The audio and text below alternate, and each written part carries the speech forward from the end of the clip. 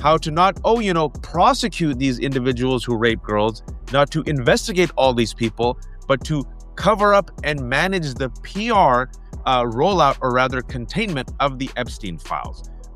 Lev, I set the table. I give it to you. Yeah, so we spoke about it several months ago, and now you're.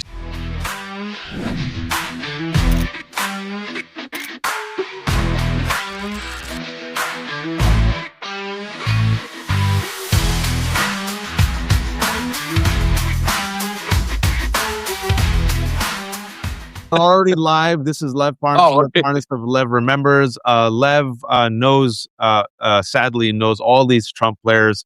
He was held to account. He was convicted. He went to jail. He's out on supervised release, and he only comes on when he comes on and talks, but he only gives the details when he says, "I have confirmation."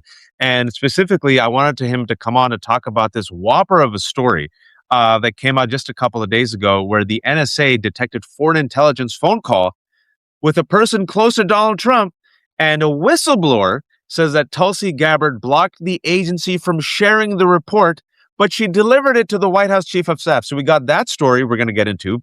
But the other story from today is Ghislaine Maxwell, her attorney, through her attorney, said that, she can exonerate Donald Trump if she gets clemency. And she pled the fifth.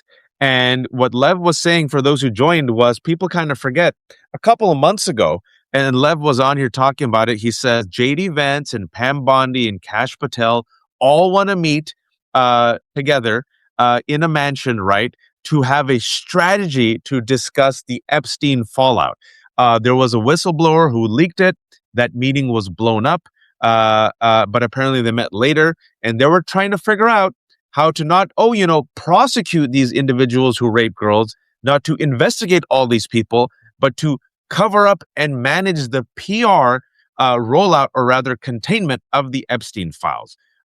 Lev, I set the table. I give it to you.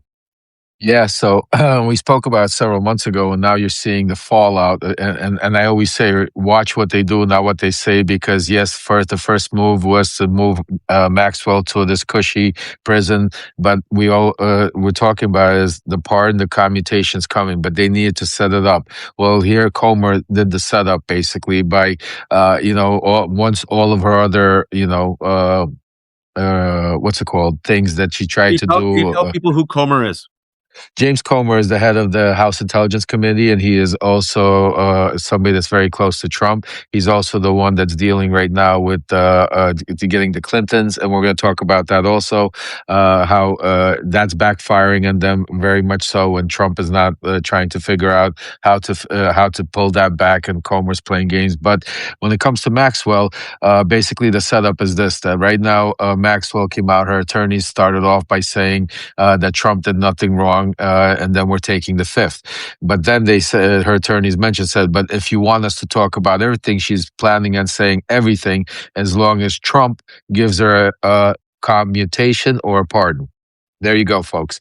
So now the groundwork has been laid out. Now what's being now talked about is you're going to see Donald Trump shortly. I don't think today, or maybe, or with Donald Trump, it might even be today, folks. You're going to start seeing him shortly start talking about, or people in his orbit talking about, that we need, to know the whole truth. We need her to come out. But the problem, folks, with this is this is an exoneration for Donald Trump. This is a story that will paint it that we already know. She's already said what she's going to say in the tapes that we've heard, that she had her interview with, and I don't even know, call it an interview with Todd Blanche, because I don't know what you want to call it. They basically, I don't think any prosecutor or any lawyer or anybody out there that with a common sense could even call that interrogation or or anything of that sort. But that's what's being set up right now, and basically to have her come out, yes, tell a story, yes, throw a lot of people under the bus, yes, take the news cycle and throw it into a frenzy. But remember, the number one person they're trying to protect, because of, again, tied into everything else you're talking about, Tulsi Gabbard, and what's happening with this so-called Save America Act that he's put in place. Project 2025 full of force, everything happening. But this is part of also absolutely to give Maxwell a way out, and also to be able to take all distraction away from Trump, throw it all over the place, and because again, you gotta understand, and this is what people are saying. Well, yeah, no, remember, there's so much. Just think about this, all the disgusting stuff we've been seeing and uncovering, like people like Ellie Leonard and Zev and everybody out there, my son, that have been finding all this crazy stuff. Imagine she starts naming names, right? People are going to start right away saying, holy shit. They're going to say, nobody's going to even care about what she's saying that Donald Trump didn't do. They're going to concentrate on, which is all a psychological attack, which was pre-planned months in advance, Waj. Well, I just want to say we've been saying this for months. I have said there's no way in hell Ghislaine Maxwell will spend 20 years in prison after she has seen Donald Trump pardon some of the worst people, including, fraudsters, money launderers, and the ex-president of Honduras who literally smuggled drugs in this country. She has the goods. She's the one that dangled the carrot and said, okay, I can F you over. I have the birthday book in which you, Donald, wrote that lewd message and you had the drawing of the naked woman. Now, because I like to bring receipts, the Wall Street Journal was the first one to report it before the photos. Donald Trump that day, remember, Lev, threatened the Wall Street Journal, threatened to sue them. They said, no, we feel very confident. The fact that the Wall Street Journal didn't budge, that made me realize, they probably have this. They published it. Donald Trump's like, it's a lie. I never did it. What are you talking about? All right. Then what happened a couple of weeks later? We got the actual birthday book with literally word for word, everything they reported was true. His stupid, whatever, disgusting. From the Epstein. Yeah. And then all these other photos, right? It was also the Wall Street Journal that reported that Pam Bondi informed Donald Trump last year that he's all up in the Epstein files, right? But also don't forget to add to your receipts that right after he said he's going to sue the Wall Street Journal, right afterwards, literally within a week, Todd Blanche went to see Maxwell, and all of a sudden, Maureen Comey didn't go. We just had Glenn, right? Glenn explained as a prosecutor, the Deputy Attorney General should never go. It should be the prosecutor. Who was the prosecutor? Maureen Comey. Who was fired? Maureen Comey. So Donald Trump's personal attorney, Todd Blanche, leaves D.C., even though he's not supposed to. He goes and speaks to Ghislaine Maxwell. We've seen the transcript where it's clear she's lying and giving him exactly what he wants to hear. Less than a week after that interview, she gets moved in a way that no other person has ever been moved, from the prison in Florida to minimum security camp in Texas. We still don't know who authorized the Bureau of Prisons to give her the sweetheart deal that has been given to no one else. And since she's been transferred, she's been trying again and again and again.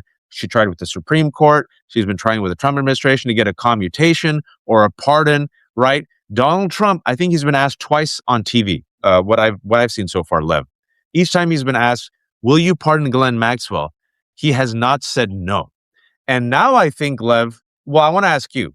People said, no, if he pardons her, it'll be terrible. It'll be a bad look. His base will hurt him. But if you're desperate, isn't it in your interest to pardon her rather than have her drip information? I give it to you. What do you think he's going to do? 100%, the pardon or commutation is coming. This was the setup, and and the one thing I just wanted to correct you: she wasn't trying to do everything she could. It was all part of the plan, because they obviously, if she would get the court to overturn her conviction, then she doesn't need Trump to pardon her. Everything gets shut down. She doesn't have to release. So basically, the plan, what my sources have told me, and that we've spoken about through the several months even ago, is that when Todd Blanche and her attorney, they had a very close relationship. They're good friends. Todd Blanche has gone on his podcast several times. I'm talking about really good friends. I think Oscar Marcus or so, Maxwell's attorney. Very good friends, Todd Blanche. All of a sudden, there's this concocted situation where she's going to go give Trump this, story or clearance, and that in return she was going to get a pardon. But you couldn't just pardon her from what she gave, so they moved her as a placement. This was a placement to leave her there. In the process, she had a Supreme Court application that she was trying to get her case overturned. The reason why everything stopped with her pardon and commutation conversation was because if she would have won her case then Trump wouldn't have to pardon her. So they were waiting for that to happen. And that's what, in the meantime, she was transferred over to a better lifestyle where she's living now. As you see in the drop, we have seen her perjured herself just in the testimony that she's given to Todd Blanche, and nothing is happening. They're not bringing her back. Why? Because of what was happening today. Because today was the day where they were waiting for it. For James Comer, the big day. He's going to subpoena. This was all planned out. James Comer is going to subpoena her in front of the cameras. And then she comes in, and they're playing their role. We want her. She's this nasty, disgusting person. She needs to answer to these files. And then all of a sudden, the mic drop. But she's ready to talk as long as Trump gives her commutation. Now it's blatant. Like, literally, right, folks, that's check out the news. Right. Literally, the attorney is saying, "Oh, she will gladly talk, and guess what? She'll clear Donald Trump. Donald Trump. I didn't see Donald Trump. I saw Bill Clinton, and I saw Bill Gates, and I saw Reid Hoffman. But I saw Donald Trump. He never did anything bad. Oh, he doesn't even drink alcohol. He was just drinking water, and he just looked at the beautiful women. He never did anything." Exactly, and we've seen it play out. I'll tell you, the good part about it, I mean, is that I'm hearing that there are several Republicans that are caught on to this, and they're like disgusted with it also. And Comer is having a lot of pushback inside his own party, and Comer is not one of those guys that could control it really well. And he's starting to also feel the pressure because it's getting out of hand and out of control. Because you got to keep in mind, every day there's more and more revelations. Every time you think of something more sinister, more sick, more disgusting, we have independent journalists on these platforms out here that are finding more and more and more and more. And some of the stuff is completely ludicrous.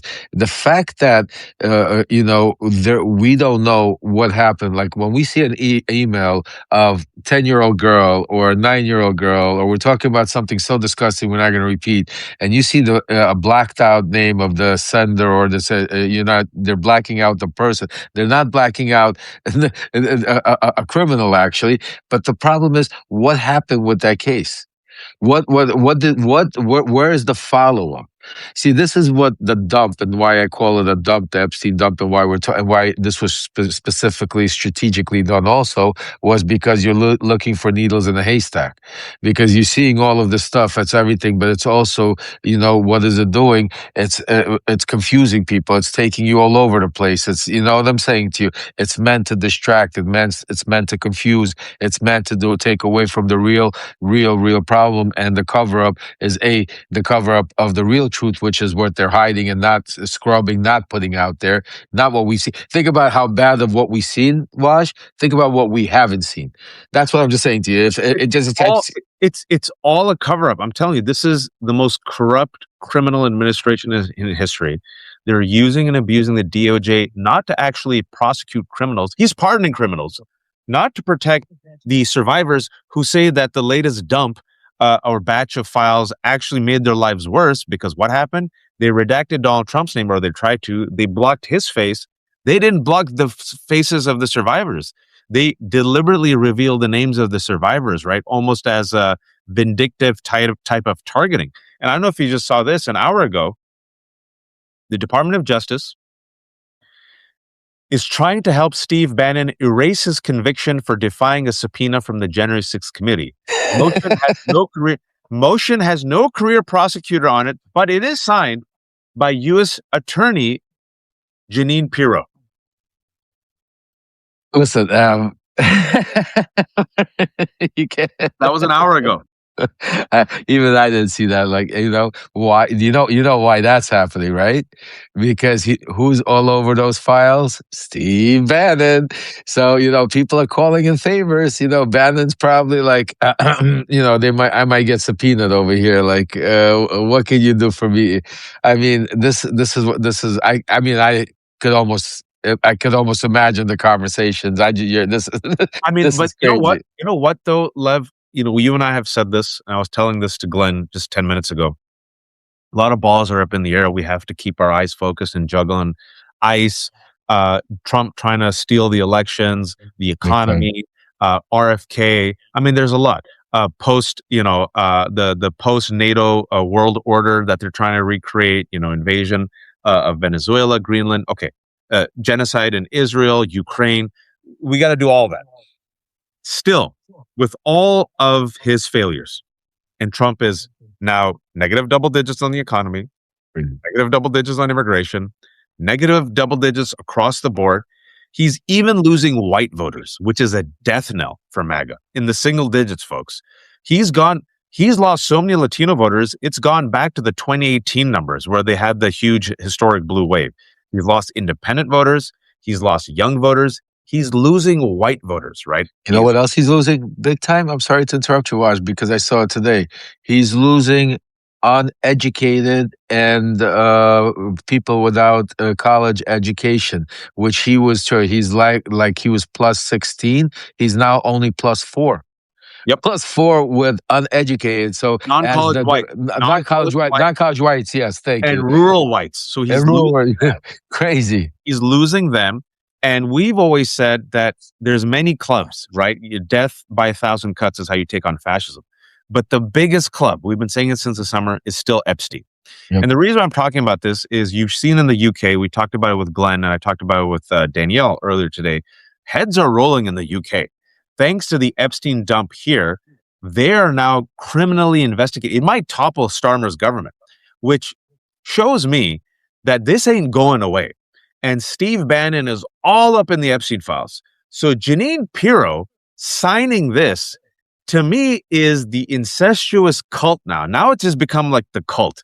The cult is doing everything they can to batten down the hatches and protect themselves. And because it's a cult, they think the rest of the world loves Kid Rock during Super Bowl. They think the rest of the world will join them in mocking U.S. Olympians. They think the rest of the world will support this cabal of pedophiles. But I think every single person who tries to cover up this Epstein files over the next 2 or 3 months, I think they're signing their figurative death warrant, Epstein, Lev. Oh, 100% Watch, but I'll tell you, the scariest part, and I agree. First of all, me and you agree, and me and you have been raising the alarm more than anybody, I think, when it comes to the Epstein file since July 6th, when that day that they put out that memo saying that there's nothing there. I think that's how me and you became friends. We met over this, unfortunate, but we became good friends over because we've been fighting together since that day. A lot of people have been trying to whitewash it, and finally now everybody's starting to understand what both of us have been saying is these Epstein files, as you call it, his Achilles kinkles, as I call it, his kryptonite. But at the end of the day, that's what it is, and that's why we're making such a push right now on certain things. But I'll tell you why we need to use the Epstein files quicker and stronger, and we can't wait any longer. We have to figure out. We can't wait months because what's happening and what you touched on, and I don't want to switch subjects because we could come back to it, but it's extremely important because we'll talk about what is happening with Tulsi Gabbard and Well, I behind the also want to talk scenes about with it. Michael Cohen because apparently people are saying he's threatening to sue you or me right now, or he's losing his mind. Yeah. That's why I'll tell you. Well, yeah. Well, he's definitely losing his mind, and I have text messages that I'll read. Yes, he's planning to sue all of us, me, you, and everybody else, saying that we defamed him, we cost him his life, and now he's getting death threats because of us. And I don't even know, some crazy stuff. But I think he's also been bombarding Joy this weekend, and he's been using her name. I mean, it's. I think he definitely. But again, I don't want to. Let's talk about let's leave Michael Cohen to the end. We'll leave Michael Cohen to the end because there's a lot to unwind there, so I don't want to distract from the important So you stuff. want to talk about Tulsi, right? So I want to talk about Tulsi. Yeah, go ahead. For those who don't know, yeah, over the weekend, Saturday, every day is like feels like 10 years. The Guardian and some others. I'm going to read the Guardian. I think they have a really good write up. Let me just give me a minute. Go ahead. Yeah. Please go ahead. Title: NSA detected foreign intelligence phone call about a person close to Trump. Subtitle: Whistleblower says that Tulsi Gabbard blocked agency from sharing report and delivered it to the White House Chief of Staff. Opening paragraphs. Last spring, the NSA, the National Security Agency, flagged an unusual phone call between two members of foreign intelligence who discussed a person close to Donald Trump, according to a whistleblower's attorney who was briefed on the details of the call. The highly sensitive communique, which has roiled Washington over the past week, was brought to the attention of our Director of National Intelligence, Tulsi Gabbard. But rather than allowing NSA officials to distribute the information further, Gabbard took a paper copy of the intelligence directly to the president's chief of staff, Susie Wiles, according to the whistleblower's attorney, Andrew Bakach. One day after meeting Wiles, Gabbard told the NSA not to publish the intelligence report. Instead, she instructed NSA officials to transmit the highly classified details directly to her office. Details of this exchange between Gabbard and the NSA were shared directly with The Guardian and have not been previously reported, nor has Wiles' receipt of the intelligence report. On 17th of April last year, a whistleblower contacted the office of the Inspector General alleging that Gabbard had blocked highly classified intelligence from routine dispatch, according to Bakach, the attorney of the whistleblower, who has been briefed on details surrounding the highly sensitive phone call flagged by the NSA. The whistleblower filed a formal complaint about Gabbard's action on May 21st of last year. Yeah. And think about it, and we've been talking about this already for a few weeks about how that whistleblower complaint has been in the safe and from last year for how, just think about almost 8-9 months. This complaint has been basically backlogged and wouldn't be even allowed to go out. That's how from again. I have to be careful how I also talk because I don't, we're dealing with national intelligence and it's like safe, and apparently they're saying it's like literally in a safe with the lock and key, and they're trying to hide it.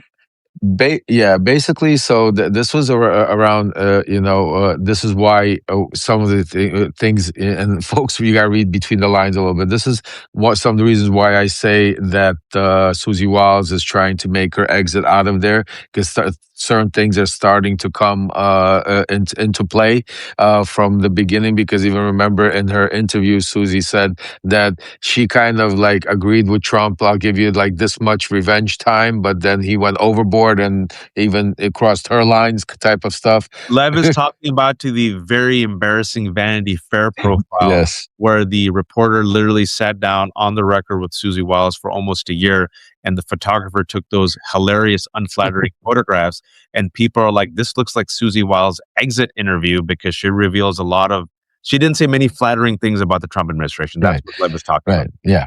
So also what I'm hearing is about maybe 6, I don't know exactly how many months ago, but there's another shadow government, shadow diplomacy inside of our I call it shadow diplomacy, that's been formulated. It's a group that's led by Tulsi Gabbard also, has our top intelligence, John Ratcliffe from the CIA, Pam Bondi from the DOJ, and also, what's his name, Kash Patel from the FBI, that were tasked to what they call as election reform, which is now being turned also pushed with the Save America Act, which Donald Trump is pushing about voter identification and changing. And it's also coincides with it's the Save Act, excuse me, yes, and also coincides with what's it called, push for his words of nationalizing our elections or federalizing our election, take over our election. Exactly. This is part of the plan that was put in place, and this is why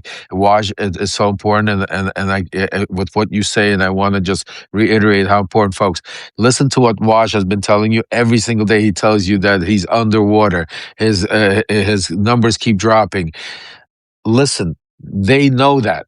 They see that. And that's what I'm trying to explain to you. They don't care because they're not planning to allow you to vote. They're not planning to allow you to have a normal election because they understand that's why they're going on and having Kid Rock shows during the halftime, even though they know hundreds of millions of Americans loved what Bad Bunny, and it was an incredible, and that unity and talking about how love conquers hate and how we're all Americans. And instead of having that message as a president, they were trying to watch, a bad version of some kind of hillbilly show where the Kid Rock was not even. I mean, the stuff was off. Like the Terrible. electronics were terrible. So this is what I'm trying to say to you. They're not worried about it because they're not planning. And again, I'm not saying to scare anybody. I'm not. You should be scared. I'm not saying it to for you to worry. You should be worried. We're talking about this because we got to take action, and we're doing some of the action, and we're doing it a lot because you're starting to see a lot of cracks in the Republican Party. You're starting to see a lot, and again, it all leads back to the Epstein files because what's happening today, some of the things that are transpiring, if I may watch, is they've allowed some of the senators and congressmen to go into the skiff to look at the Epstein files, start looking at some of the unredacted Right. stuff. So I want to give you folks because so you understand these Congress people do not, and this is what Trump was counting on and where he screwed up really badly, is they know that these Congress people, besides, okay, maybe you got a couple like Massey and Ro Khanna that are on it 24/7, that really know all this stuff. Everybody else there don't have the wherewithal, the time, or care, or the ability for have their staff to be on the Epstein files 24/7 digging into this. So they have no idea what they're even looking for. So we've been in touch with a lot of these Congress people, and that's part of the reason we're going. And I got to speak to you offline to DC tomorrow. I'm flying in. I'll be there a couple of days. Is we're setting up a line to Congress and to Senate, Wash, with people like Ellie, Zev, and all of independent, my son Aaron, and others in the background, Krasensteins, that are digging into these files to be able to give them like a daily report. And Right. instead of going on here on Substack, or we're still going to do this thing, but before we, give them a daily report and let them, because there's so many different things to be able to go into. So when they go in the skiff, the first thing right now we're looking into is all the unredacted names. We got to take a look at all the names. That's the first thing. Is what are these names that are being redacted? So one of the things we got to do is help them help themselves. We're helping them help us to save our own country, because that's what we got to do. You know what I'm saying to you? And Well, it's incredible. Yeah, go ahead. well, even if you look at Howard Lutnick, Lutnick Oh, went to Epstein's island 5 days before Lutnick and Epstein went into business together. And the files revealed that Lutnick was much closer to Epstein, met with Epstein, was a partner with Epstein, but then lied about it. Lutnick itself, I mean, Lutnick, if you just focus, that's why I think what you're doing is so important. You just take specific nodes, right, if you will, and you just untangle one thread, right? It's all going to lead to Trump, and it's going to lead to Trump and Lutnick and Alex Karp and Palantir and Peter Thiel and Elon Musk and Zuckerberg, because they had a wild party. Jeffrey Epstein said that was a wild party in 2015, and a photograph got released. Who was it? Zuckerberg, Musk, Thiel, Epstein. So I think what we got to do is chip away. That's what you got to do. Like every single thread of this, you got to chip away, because I think it's unbearable. I don't think they have enough time. I don't think they have the competence. I don't think they have the energy to build a firewall against all of the information that implicates these people. Well, you said 100%, and not only that, they really screwed up. Ellie Leonard, I'll never forget when she told me this one phrase, and I keep her. And this is where and she hit it on the dot, folks. Trump, the DOJ didn't realize it, that when they're going to do this dump, they were doing the dump onto Congress. So they understand Congress doesn't have the wherewithal, the time, the money, the energy to go. Imagine this. Imagine we didn't have all of these independent journalists, investigators, if we didn't have Substack, if we didn't have all of this stuff, and they just went ahead and dumped all of these 3.5 million or 7 million pages onto Congress. We would know zero we would know maybe one hundredth of a thing. By the time somebody would have found something, we would have known nothing. Chuck So they Schumer did. would have been like, "Let's go after Mamdani." You're like, Right, "What?" like, yeah, like what is this? Like, the fact they didn't realize is by letting it out into the public that they have just gave hundreds of millions of eyes and communities like this that are now digging and find. Just think about every day we're finding more crazier, like Lutnick. I'll give you a little update on Lutnick that a lot of people don't know. I'm going to put it out here first thing on your show, Waj, that he's going to be the first casualty in the Trump administration because Trump was really pissed off at Lutnick, I'm hearing, with the way he came. Because Trump had no idea that he was the way it is after that interview he did. So Lutnick might be one of the first casualties to go as far as when it comes to the Well, it's Epstein like what's files. happening in the UK. Starmer, the Labour Party, has to give him some heads. Mandelson, there's criminal Mendelsohn, investigation exactly. into him, he's gone. And then also Starmer's chief of staff, his head was rolled. So there gives me more heads rolling in the UK.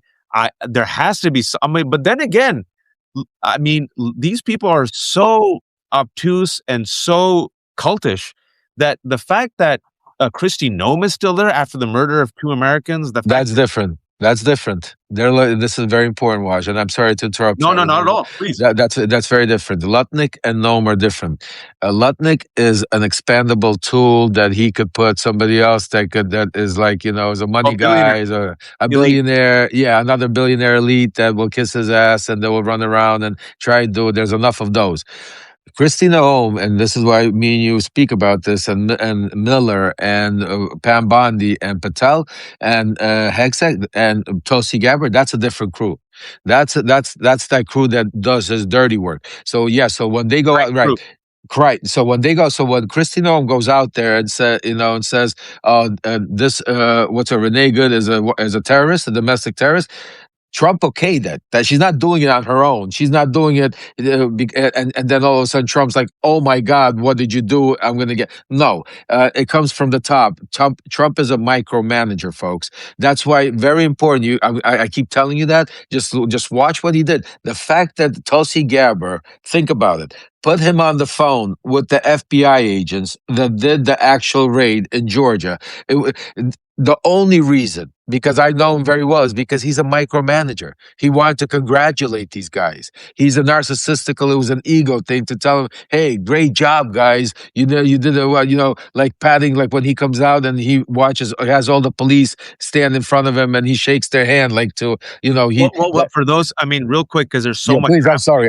No, not at all. I'm just saying you brought up another point about the Tulsi. It's all cover up, right? People are forgetting that last week, Tulsi Gabbard, the director of national intelligence, joined the FBI raid into Fulton County. And furthermore, what Lev is talking about, because I know there's a lot of people forget things, because that alone should be the biggest story. But while the FBI was raiding the Fulton County offices and taking the 2020 ballots, the physical copies, Tulsi put Donald Trump on the phone where he was congratulating and talking to the FBI agents. And as that's happening, as Lev was saying, Donald Trump has said, we have to end mail-in ballots. We should have Republicans take over the elections. We need to pass the SAVE Act, which is just blatant voter suppression. Why was the director of national intelligence, Tulsi Gabbard, there? No one has answered that question. And now on the follow-up of that, we have Tulsi Gabbard apparently hiding this highly sensitive communique between two foreign intelligence assets, including one person who's close to the Trump administration. Why is she hiding it? Why is Susie Wiles hiding it, right? And as that's happening, now we have the Epstein cover-up as well. All of that is happening, and this is a Justice Department, going back to my conversation with Glenn Kirshner, the Justice Department, instead of actually pursuing justice, investigating criminals, holding people accountable, they have one client. They're the defense attorney of one client, Donald Trump. So now Donald Trump has to deal with the Epstein files. Now Donald Trump has to deal with him relitigating the 2020 election that he lost. Now Donald Trump has them trying to prosecute, go after, kill protesters. And now Donald Trump has them literally, essentially, I don't know, hiding some backdoor foreign intelligence conversation. We'll talk about that in a second. And also trying to rig the 2026 election. I personally think all of it is terrifying, but I think they don't have the competence, the wherewithal, and I think there's too many leaks, Lev. I think the cracks, there's too many cracks forming. I agree with you. No, there's definitely plenty of cracks, and that's why we need certain leadership. Even though we talk about, I'm not going to sit here, and I don't want to go down that, because we all agree that we don't have true democratic leadership right now. So we're instead of berating that point, we have to think about the positive. I think that right now, with the Epstein files, and hopefully with this trip that we're doing to Washington D.C. and making this connection with the community and giving them another resource to be able to use to be able to keep the pressure and getting this information. I think there's just so much already. And for those that are out there, like they keep saying, release the Epstein. I'm for, yeah, keep releasing the Epstein. I'm just saying we already have so much, folks. There is already so much damaging information that if right now we just stop for a second and dealt with what we can, it would be probably the biggest already. We already have names. Oh, the other thing I wanted to mention that I don't know if you know, Waj, something big that we're delivering to Washington that Ellie and Zev have been working on. They broke like a day ago, and literally today is they're breaking it more. So there was in the Epstein file, there was actually a journal by a 16-year-old girl, and everybody missed it, and nobody understand. And Ellie's now looking into trying to figure out who this girl is. They've decoded that journal, and in that journal, basically, there's a lot of powerful names. A lot of already names. So that's one of the things that we're going to take that journal. I already have meetings set up with, I call her Firecracker Crockett, with Congresswoman Jasmine Crockett. I can't wait to see her and give her all the information, the meeting with her. She's been on it right now. She's come out and she just said the U.S. is falling apart partially because he's allowing for killings in the street, but also because we have a 34-count convicted felon being shielded from any type of accountability as it relates to sex trafficking ring. I don't understand why we're pretending any of this is normal. Well done, Jasmine Crockett. Yeah, no, I love her, and that's why I think we need more voices like hers, and that's why specifically I asked Joy to introduce me to her, because I think she is a true leader. I think she's one of those people right now that if we could get her the right information and give her some help, I think she could be a tremendous help to our movement and what we're trying to do and expose these Epstein files. Listen, I reached out to a team a year ago, and the team went all the way up the chain, and then apparently went to the top, and they said, "Nah, we're not interested." So tell her if she wants to talk to me. I reached out. Yeah, no, I think it's another way to say no, not you. So I'm like, okay. And same thing with Talarico. Talarico's team tried to make time for me, but now since he announced his Senate run, they don't respond to my emails. So it's very interesting. It's very interesting to see who comes on and who doesn't, and who's willing to talk to people who are willing to hold the Democratic Party a bit accountable, but accountable for the sake of them doing better and being better. This is the moment. Yeah. We need you to be friggin' full court press, man. But that's why. If you do talk to her and say, hey, remember that guy Waj? He reached out to you a year ago. Maybe talk to him, but it's okay. I'm not petty, folks. I want to ask you this question. Yeah. What country do you think is involved when it comes to this massive document where the NSA detected a foreign intelligence phone call about a person close to Trump? What foreign country? If I had to, I don't have. You guessing? You guessing? Okay, I'm guessing. Okay, I have a good guess. Good guess. Russia. A lot of people are saying it. Russia. Russia. I would guess it's Russia. Why Russia? Very, very sure. Because what we're not seeing play out right now, well, you're not hearing what's being played out right now behind the scenes right now, even with these conversations in Iran, and the reasons why you're seeing the same players like Kushner, Witkoff, is you're seeing a major play between Putin, Russia, and the Trump organization. As we've been talking about here on your show, Waj, screaming about the one thing, the Epstein files, besides all the pedophilia, besides all the corruption, besides all the Israel connections, the one thing that's going to come out, and it's starting to come out, and you're seeing it in a huge way, is how Epstein was an asset for his, not only an asset, but he was very close to Putin all the way going up to Yep. 2018, right before his meeting, and Steve Bannon was involved. There, and this is what Trump is scared of even more, and that's why they're even allowing certain things to continue, because right now they're in talks, and you're going to hear in the next few months about Nord Stream 2 as being part of a play with some of Trump donors that are, and others that are working out the deals right now with Witkoff and others, and Blackstone, and it's just right now, while all of this craziness is happening here, because remember, folks, they're not planning on leaving. They're Nope. not planning on giving up the election. So yeah, they're not planning, like, we're fighting for our democracy, we're fighting for our freedom, but in their world, they have their steps played out. That's why it's important for you to understand. In their world right now, they have Tulsi Gabbard and all of the back doors playing out as far as the election reform and changing the way to try to federalize it without federalizing it, by actually federalizing it, however you want to call it, by Take over. take over by implementing. And again, it's interesting. He's not talking about doing it in 50 states. He's only talking about the 15 states. 15 states that he thinks he won, that he should have won. That's, just think about the logic. He's not saying, okay, we need to fix, there's election fraud everywhere. He's only talking about there's election fraud in a certain 15 Where I states. lost, or I could have Right. lost. Right. I'm also hearing, very importantly, and we'll talk about here in your first, is that there are indictments coming down in Georgia very shortly as part of this play, to be able to show that they're to lose the trust, to build that narrative of that there was something actually wrong happening in Georgia, and there was corruption happening, and sort of, with the elections. Also, this is going to lead. That's why the stuff that's happening right now also in Venezuela. Again, I'm sorry, I'm going into a lot of angles, but it all is connected, because right now, like, take a look at Venezuela right now. There's billions of dollars, folks. There's being right now taken from the Venezuelan people, being thrown into an account in Qatar. And the only reason it's being thrown into an account in Qatar is because the current president of Venezuela, Delcy Rodriguez, is partners with Trump. And if you would open an account here in the United States, the creditors would go after the money, and Delcy would not be able to get her cut. They would not be able. I mean, it's crazy to think about. Well, it's But not this, crazy because it's happening.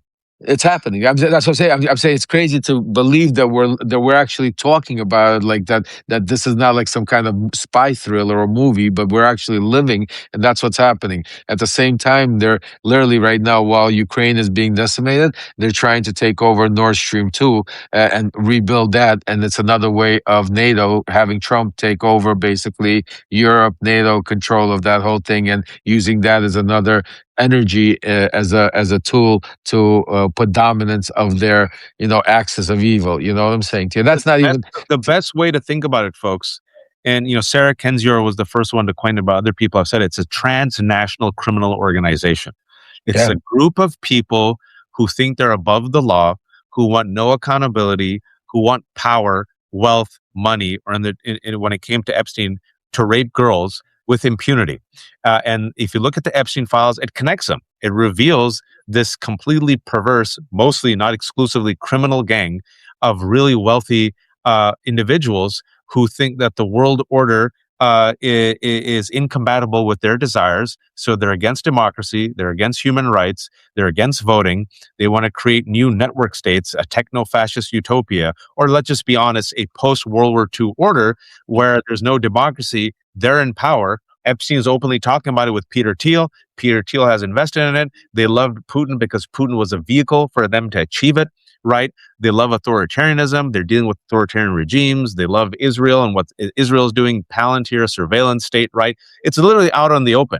And at the end of the day, what is it? It's a bunch of men who want white power and wealth for themselves. Yeah. They don't care about the rest of us. They don't care about the rule of law. They don't care about humanity. They don't care about the earth. They have so much money that they could try to combat climate change. They've given up. They believe, and then there's eugenics. They want to repopulate humanity through their seed, right? Yeah. Right. Oh, you right. Right. It's Yeah, all that's there. And Yeah. then they realize Earth is dead. We're going to repopulate humanity in the stars. We're explorers, colonizers, we're explorers, and they want to live forever. So they want AI to replace workers. They want AI to build their private military firms to protect themselves from the rebellion, the human rebellion. And they want AI to fuse with machines so they can live forever. You think I'm making this up? I'm not. It's all there. It's all there in the files. Yeah. It's all there in what they've invested in. And I don't know if you saw the Super Bowl. Several people have made this comment, but it's such an amazing reflection of what we're talking about. Look at all the ads in the Super Bowl. When I was growing up, Lev, you had all these fun different ads. You know what the ads were for the most part? AI, Yeah. crypto, weight loss, gambling, alcohol. Yeah. Great. I was going to say, it's you could usually we would sit there with the family and want the kids to watch, but now it's like you don't want the kids to watch the ads, because yeah, you're right. It's alcohol, gambling, it's crypto, it's all of these things like that Starlink, have, AI, Starlink, AI, and you're so right with to where they're trying to take our world and to where we're heading, and how we're what we're seeing, because by these tech bros and also by you're seeing the guys in like the Epstein's when it comes to QAnon and starting up all of these different conspiracy groups to also keep and financial protection, crimes, right? To hide. protection, right? Exactly. It's just that's what I'm saying to you. It's not just one thing, and that's why it's so important. And the other thing that like nobody's talking about, look at what's happening in Gaza. I mean, you had basically annihilation of tens of thousands of people. There's nothing, no help. There's no there's nothing. In the meantime, people are still getting killed. People are still just like we talk about Venezuela, just like we talk about Ukraine, Middle East, but in the meantime, all of these things are part of one organized. It's not disorganized. That's why I want to make sure they have a plan. They have a plan and they're working it. And it's about, power succeeding money. But the only way their plan works, the only way they could succeed in any of this stuff is if they stay in power.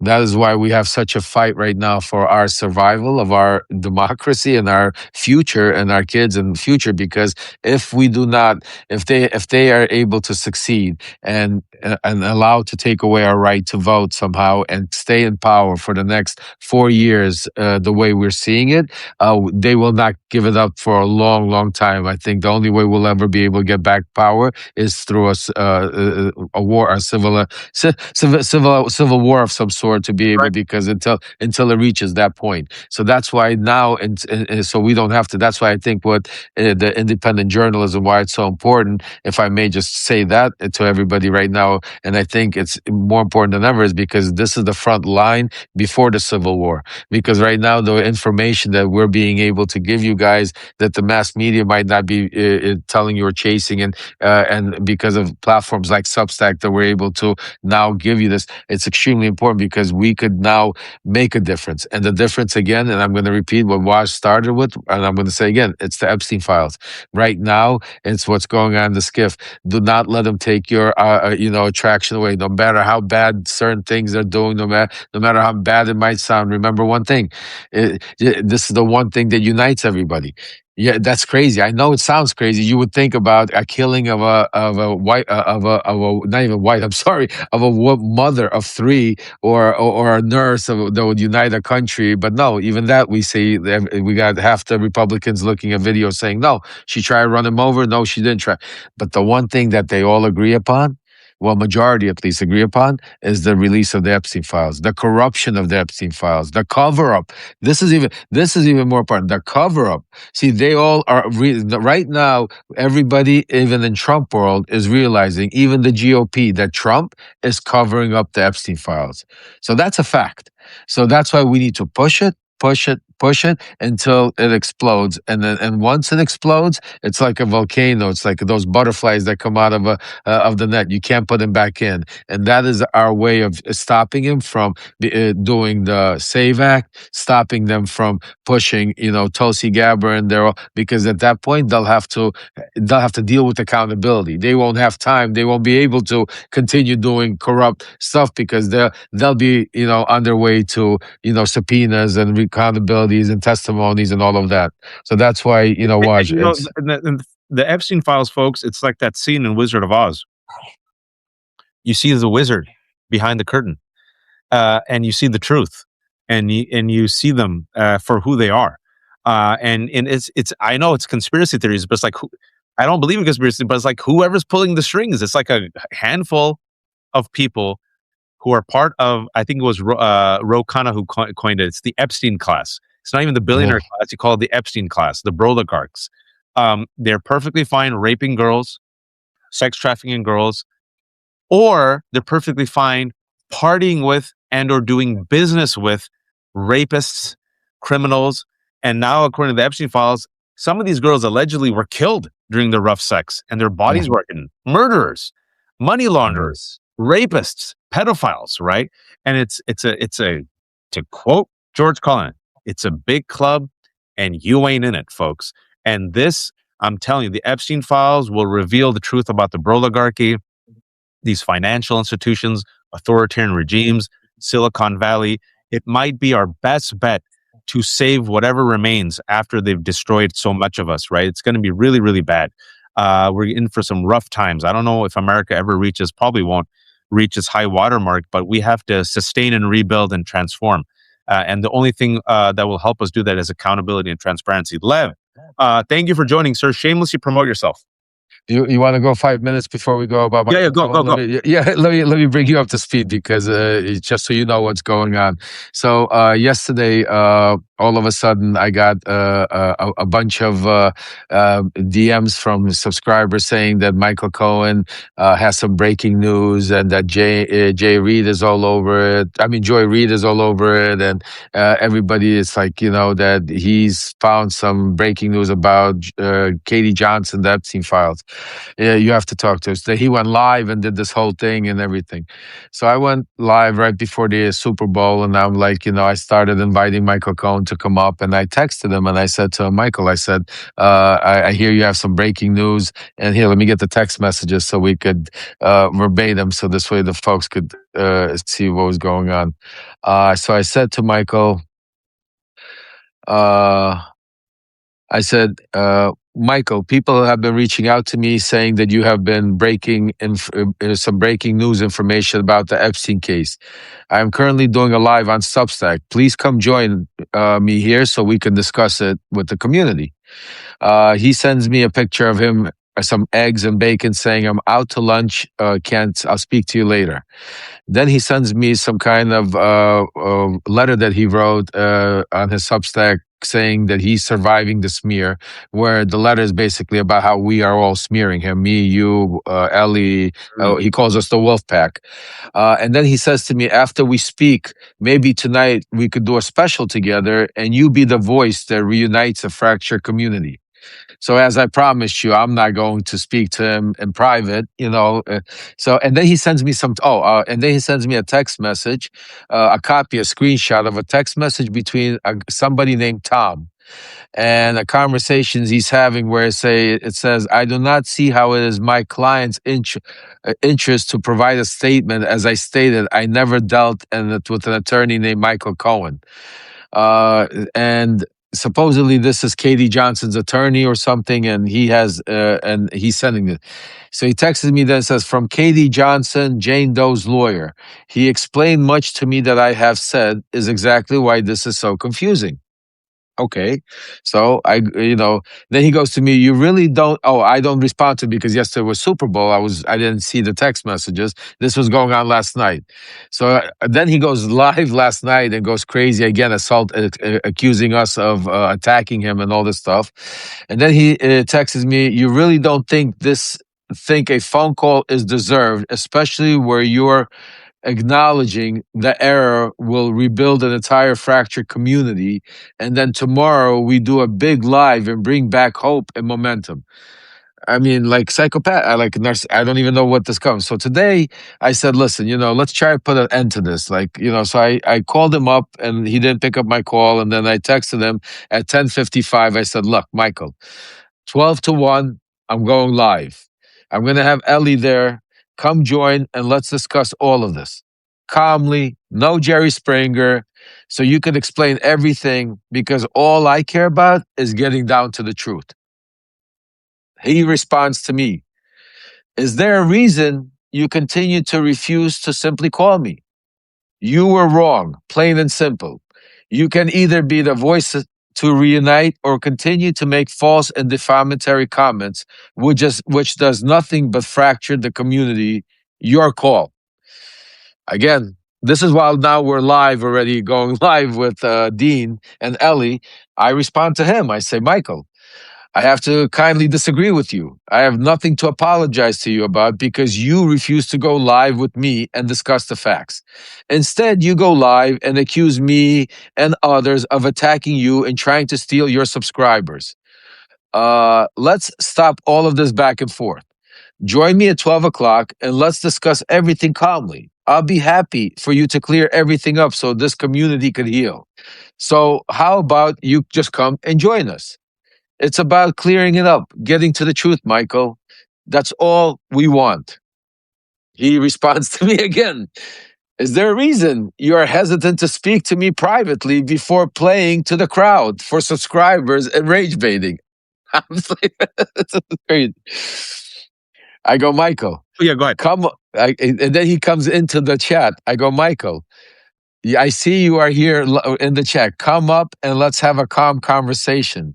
I only care and genuinely interested about your call with Katie Johnson's lawyer. His response to me, after we speak privately. So, I mean, and it goes on and on and on like this. But you know what people are saying? There's only a few, because I think some people have they're Michael Cohen subscribers. They've listened to him for 6 years. They I have nothing against Michael Cohen, folks.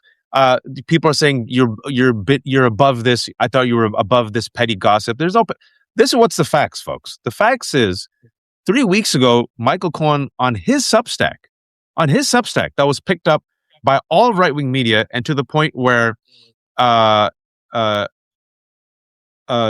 Trump, the president, responded. He said that Alvin Bragg and Letitia James coerced him into his testimony. Like, what? That's big news.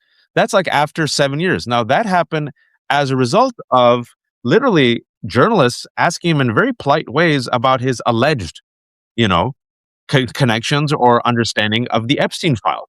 Specifically, Ellie Leonard's a subscriber found a Rule 35 consideration that Michael Cohen's attorneys had sent to the Southern District of New York during Epstein's 2019 arrest. And so that question was, well, wait a second, why did you file a Rule 35 consideration? Right? Rule 35 consideration, as Glenn Kirshner has explained to us, is when you have really good information and then after your conviction, you go to the prosecutor and say, hey, for a commutation, let me give you this information. And this was right after Epstein was arrested. And Michael Cohen's attorneys said, we want a Rule 35 consideration because Michael says he has information about, Donald Trump and Epstein. Okay. So when Tara Palmieri and Zev Shalev and a few others asked him very nicely, he literally lost his mind. He blew up. And he's never discussed this. Okay. So this is why I think it's relevant. I think it's very important for some people saying this is just gossip or this and that petty beef. I've got no beef with him. There's no gossip. This literally relates to the Epstein files. That's it. Thank you so much. Someone like, brings this up, some people seem like Michael Cohen's dudes. It's fine. It's fine. I just want to say this. I'm fine. There's 5 or 6 people. You're above this, beneath this. If I lose you, that's fine. Watch. I'm saying is, if this is about transparency and accountability, thank you. I'm like, just listen. I said this with Glenn also. Anyone who's in the Epstein files, Reid Hoffman, the liberal billionaire, bro. We see the Epstein files. We see that you party with them. Noam Chomsky, who I used to read. I'm like, this is disgusting. Like, you're in the Epstein file. Like, I don't care. Anybody who's in the Epstein files, I don't care if you're liberal. I don't care. You better answer questions, right? Because this is not just us with petty beef. I got nothing against him, really. I don't. Beef? But the way he was with Zev, the way he was with Tara Palmieri, the way he's even been with me, and I got nothing against him. And I say again, all right, you explain to us why you're the one who on your Substack said that you were coerced into your testimony. What were you coerced into? Did you lie? What did you lie about? You tell us why your attorneys did a Rule 35 consideration based upon allegedly what you knew about Epstein and Donald Trump. What did you know? These are very fair questions, folks. That's all. And not only that, Waj, I just want to say this to everybody out there, and again, take it. I want you to listen to me very carefully. There is no difference between Michael Cohen, Donald Trump, Steve Bannon, Michael Wolff, Howard Lutnick, Elon Musk. These are all people that were in the Epstein files. So why is it okay for us to sit here and talk about Howard Lutnick and talk about how he should be fired and how he's in the Epstein files, and it's okay with you guys because you haven't been following Michael Cohen for 6 years, and you feel like you're in a cult, folks. Wake the f up. You know what I'm saying to you? It's not about Michael Cohen. It's not about Howard Lutnick. It's about the survivors. So if you can sit there and not care, sit there and argue with me and Waj or Ellie or anybody else saying we're attacking Michael Cohen, then I personally do not want you to subscribe to me because I honestly could continue with the cult because it's no difference than subscribing to Donald Trump because there's no difference. Michael Cohen, and I want you to understand very carefully, worked for Donald Trump for 14 years. Forget it. There's so much more. Right now, if Michael Cohen would want to help out, he could sit down. Just think about this, how Michael Cohen could sit down with Ellie, with Zev, with Ter, with all of these incredible investigators, with the prosecutor, with the Congress, and say, you know what? You don't need to subpoena me. Let me tell you what I know. I've been there for 14. This is what I heard. This is what happened. You know the questions I never accused Michael Cohen of doing anything. The one thing I accused Michael Cohen of is knowing more than he said. Because let me ask you, I have questions like this, for instance, Waj. When you got that file on the Jane Doe, forget about what Jane Doe is. Forget about if it was Katie Johnson. Forget about what you're saying. Tell me how you got that file. Did Donald Trump give you that file? What did Donald Trump tell you to do with that file about that 13-year-old girl that complained? Did he tell you to cover it up? What did you do, Michael? Michael Cohen is trying to deflect by trying to confuse people. Jane Doe, this one. I'm talking about you lived with this guy. You coming here talking about, and you know why, Waj, I say this? Because I've spent 4 years with Donald Trump, and I'm telling you that he knows a lot more because you can't just be around, and he was with him. Donald Trump is a Trump organization is not 10,000 people like Michael Cohen says that are in some office. That's 10,000 people, maybe subcontractors, casinos. The Trump organization is him, Ivanka, Junior, what's his name, Wexelberg, and maybe another 2 guys. That's it. It was 2 floors. Donald Trump. Come on. It's folks. We'll be on it. And we're going to be on it. If you're a Cohen troll, welcome Cohen trolls. Build up the. Thank you, Cohen trolls. The more activity you have, the better. Apparently, it helps the algorithm. So you're actually making it worse. If you're a Epstein troll, if you're a MAGA troll, if you're a Blue Non troll, I don't care. If you are doing something wrong, I will talk about it. If I think you're failing, I will call it out. If you're a part of the Democratic establishment and you're weak, I criticize them. And I don't care if you're a liberal or a Democrat, if you're in the Epstein files and it seems that you're partying with Jeffrey Epstein or covering it up, you have questions to answer. Everyone's innocent until proven guilty, but you have questions to answer. And that's all it is, because I believe this exposes the rot of cult worship, of type of idolatry, of billionaires, of the Silicon Valley class who think they're better than us. And I'll tell you something, folks. There's this quote, which I think is just so on point. Just the way they look at the rest of us.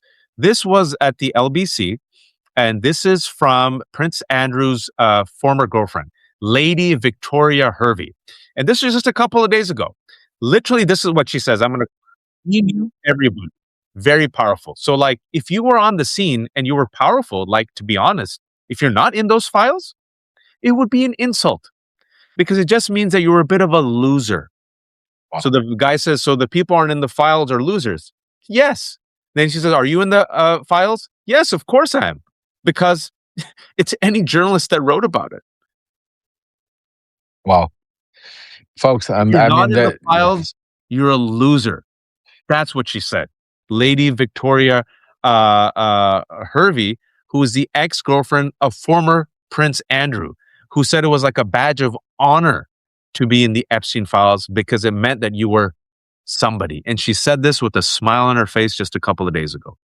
Well, I mean, you can't say anything. I think that's where let's end it on something like that and say, folks, for all of you decent human souls out there that want, accountability, want justice for the Epstein survivors, we're here.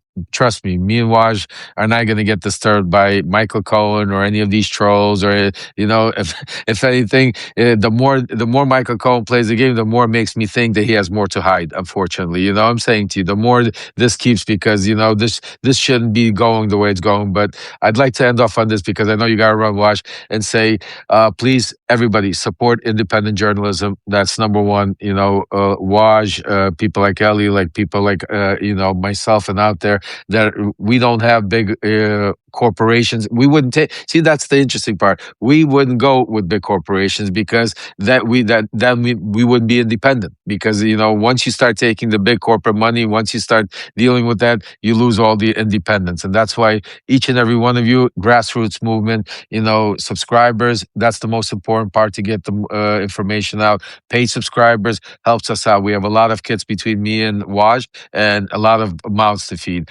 But I just want to mention one thing. We are going to Washington, D.C. This is an important trip. This trip, we have also a petition. We have over 20,000 signatures already, folks.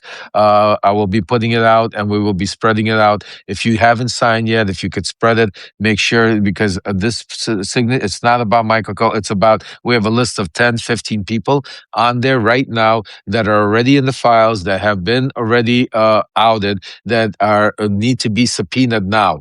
We don't have to wait for the next batch. We don't have to wait till they could be subpoenaed now, just like the Clintons are subpoenaed, and just like, they subpoenaed Maxwell. They're subpoenaing everybody they want the story. We need these people subpoenaed. So please sign the petition and stay with us, because we're going to Washington and we're going to cause some havoc, Waj. I promise you.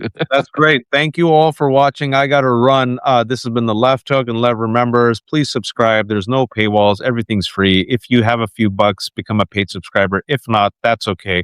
There's about 3,200 people watching us. This is going to be up later on our Substack, so you can watch all of it again for free. Thank you all for watching. Be kind, be informed, and please, oh, please don't be a fascist. Take care, everyone. Take care, guys.